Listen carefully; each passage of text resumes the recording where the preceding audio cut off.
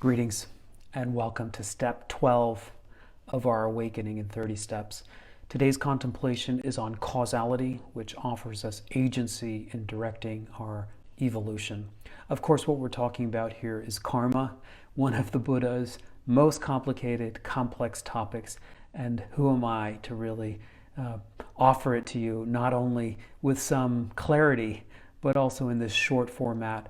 To me, it's so daunting, nearly impossible. But what I want to do is just leave us with some reflections. First, I want to discuss how I think karma gets a bad rap and how I think it becomes misused. And then I want to talk about what are called the 4 characteristics of karma. Hopefully all of this will help clarify how I find the concept useful or beneficial, and how we can juice press it to really maximize a sense of agency in our lives. So where karma gets a bad rap, I think one of the ways karma has come into pop culture is really as a kind of cosmic law of retribution. So when we're little girls and little bad boys and little bad girls, the world comes around like a boomerang to kick us in the ass. And this may come in the form of a car accident, or somebody violently assaults you, or you lose all your money in the stock market, or there's an earthquake. In other words, it all gets chalked up to your karma, especially when things go bad. And I think this is a very misleading and, in a way, meaningless way of understanding karma. It just is too reductionistic, too simplistic. It's like cause and effect. Okay, our badness is responsible for the bad things that happen to us. And I just think that can cause more damage than it does any good. Another way that I think it's entered into our culture that I don't find all that useful is in things like The Secret and the ideas of laws of attraction. You know, if you can use the power of your mind to just sort of bring into life and manifest. This word manifest is everywhere now. You can manifest the 6-figure contract. You can manifest the house of your dreams. You can manifest the partner of your dreams. You can manifest a world in which you don't need to work anymore. All by the power of your mind. And of course, if you want to learn how to use the power of your mind, you'd have to buy a book like The Secret or buy someone's course. But no one ever follows the people who take these courses and read these books over the course of their lives and see if it ever really worked out. And I think most of us know that's a bunch of BS. It's new age marketing. It's in a way a little bit predatorial. I think people are hungry and they're yearning and they're afraid and they really need things and want things, and along comes someone who has a lot of confidence and a lot of clout. Makes you think that if you buy his or her program, that everything that you could ever dream of could be yours. And why should it be that we get all our narcissistic fantasies gratified? Is that really the purpose of life? To just imagine up all the things that you've ever wanted, do the right thing with your mind, and suddenly you could have it all. It's a little juvenile to me, the whole proposition. So I'm a little over the new age marketing campaign of the laws of attraction. I'm a little over the cosmic principles of retribution that make us feel like we're sinners and go ahead and blame the victim for just about everything that could ever happen to us. I think all of these miss the point. So what is the point according to my view on this and how I've been teaching it, and actually how I feel like it's most relevant to us, is that the principles of cause and effect, of causality that the Buddha were talking about, were psychological in nature. The principles of karma are psychological in nature. And what I mean by that is intention is the cause and subjective experience is the result. Not intention is the cause and external conditions or events is the result. Hopefully you see the difference. Now, that's not to say that the things in the environment and the external conditions aren't also operating according to their own causality. In fact, everything is arising based on causes and conditions. That's for sure. That's for sure. For example, if a plane crashes, they usually go and do a very thorough analysis using reverse engineering. And what they do end up finding is that there's a cause and effect relationship. Something went wrong to make the plane go crash. The same is true with scientists who study the environment. They see that there's a lot of biofeedbacks and reinforcement contingencies that can account for why weather patterns happen the way a storm comes in, why a superstorm occurs, for example. So in a way, we can see the entire world is arising based on a principle of causality. But where it gets tricky is to overly assume or ascribe that one's intention, one's psychology, one's mind is directly creating all the external environments. In other words, if you're bad, you can create a tsunami, you can create cancer, you can create a plane crash. Now, I came across, and I don't remember the source, a beautiful metaphor or analogy of someone on the banks of a pond who takes one pebble, throws it in the pond, and sees the ripple effect. And I think this is a good analogy for karma, the psychological principle at play between our intentions and our subjective experience. But then he goes further and he says he takes a handful of pebbles, he throws them all at the same time, and each pebble drops into the water, and each one creates its ripple effects. And what happens is that the personal ripple effect intersects with the other pebbles, creating a kind of matrix or web or interconnectivity. And I think that is a very good analogy for how, yes, the mind does have power. The mind creates subjective experience, but then subjective experience does intersect with the environment. Subjective experience does intersect with biology. Subjective experience does intersect with other people's minds and consciousnesses.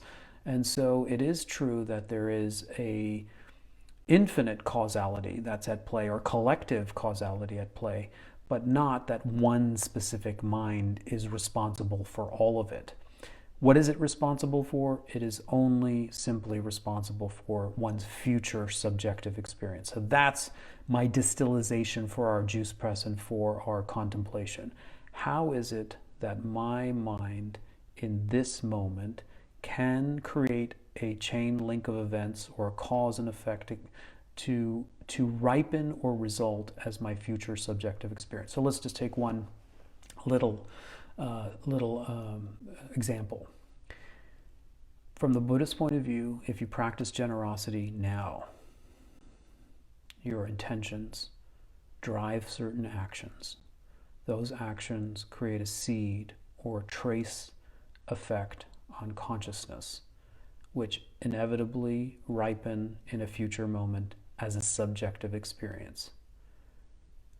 That subjective experience, if it's virtuous, by necessity ripens as a subjective experience of abundance. Generosity leads to a subjective experience of abundance. It doesn't necessarily mean if you're generous, someone will knock on your door and give you a blank check and say, go ahead, put as many zeros as you want on it. It doesn't mean that you'll win the lottery. What it means is, if you practice generosity, one day you'll look into your wallet, you'll see there that you have $5.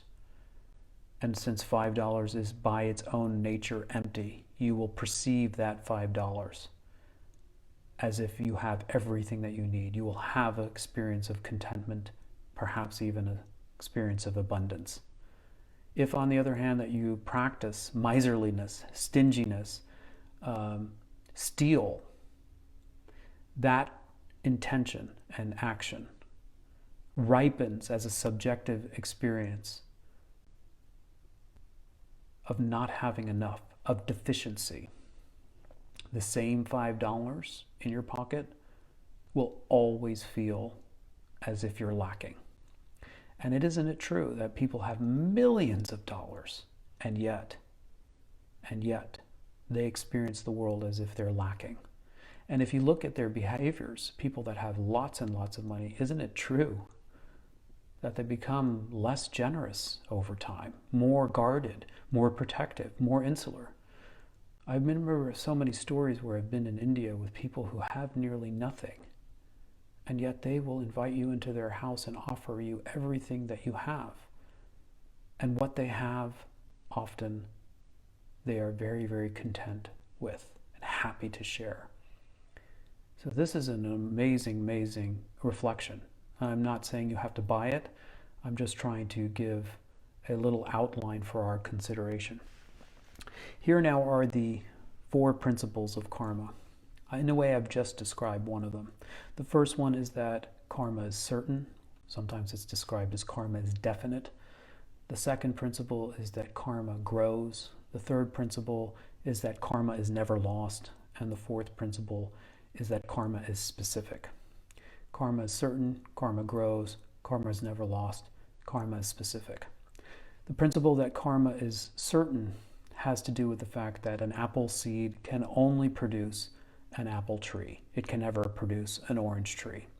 So virtue must lead to inner subjective experiences of contentment and abundance and something wholesome. In other words, practice generosity, feel abundance. Practice stinginess, violence, you will experience the world as if it's tormented, threatening. Second principle, it grows. So they have this nice way of understanding the trace effect or the residue of our intentions and our actions don't just remain stagnant. They kind of multiply or develop or mature.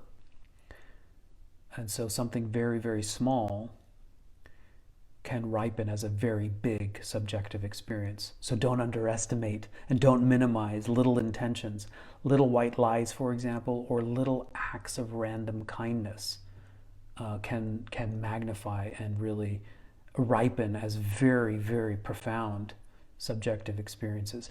This principle, by the way, is also why they like to say, as soon as you notice you have done something unvirtuous, you should purify right away. Otherwise, the trace effect grows. And this is also why they say you should dedicate your merit as soon as you're completed your practice, because you want to coalesce and galvanize and create a very, very big realization in your mind based on all your merits. You want to accrue them and let them grow.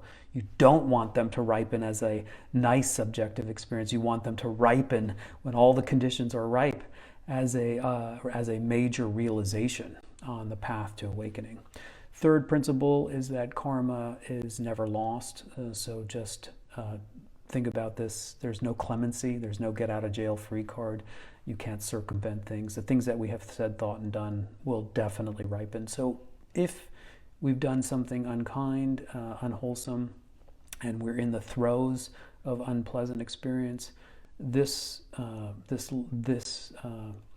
step, this reflection, this characteristic of karma is asking us to really accept our circumstance, our subjective experience, without further perpetuating it, without further exacerbating it, without further amplifying it, without reacting to it, thereby planting even worse seeds.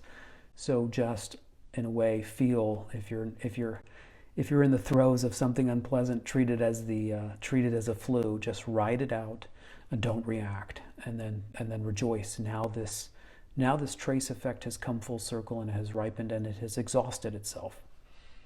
The fourth principle then is that karma is specific. So you can't get the effects that you want without first putting into place the seed. So don't be naive. If you want to develop sense of contentment and inner sense of abundance and inner sense of joy and inner sense of having enough, you can't wait for someone to do it. You can't wait for it haphazardly to happen. You have to work it. You have to work the causes. So this is what the great yogis do, and this is why virtue is such a preoccupation, because they are building a new life that will ripen. They're building their orchard. Are you building your orchard? Okay, there's plenty there to juice press. Today's reflection is on causality, which inspires agency. Take control of your mind. Learn how to plant seeds. Learn how to work with ripenings.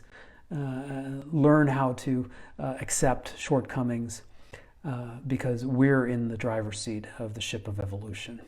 Today is step 12 of 30. All best wishes.